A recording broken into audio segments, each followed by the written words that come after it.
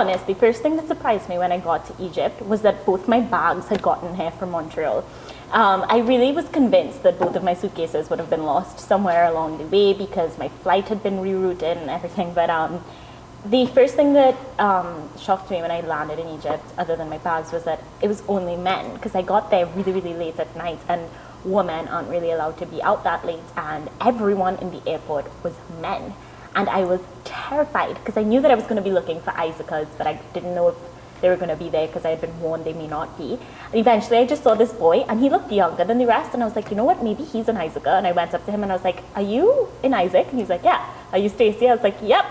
And so he's like, come with me. It wasn't until the next day when I woke up and I looked outside my window and I was like, oh my God, I'm not in Montreal anymore, that it like hit me how exciting this was going to be.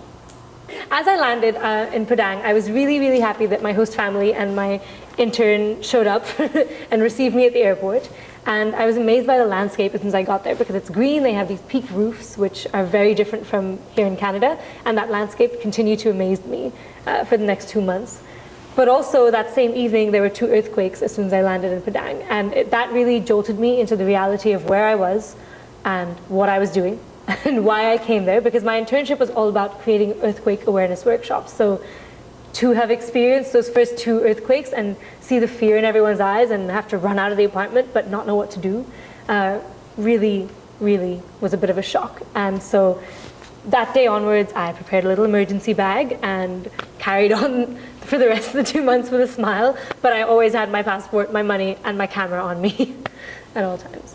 So my first day in India was kind of bizarre because I arrived at 3 in the morning in India, and they had instructed me to take a certain bus since the airport was very far outside the city. So I did that, and then I arrived in the middle of the city, and it was kind of the middle of the night and there was no one around, so I was a bit afraid of what's going on or what's going to happen. And I just remember sitting and waiting for 5 minutes. I asked some random person to borrow his cell phone to call them, and I wasn't sure what was going on, and evidently they were waiting right across the street from me the whole time. They just didn't realize who I was because they were expecting some really white guy from Canada to step off the bus. And when I came, they were like, oh, you're from Canada? I'm like, yes, I am.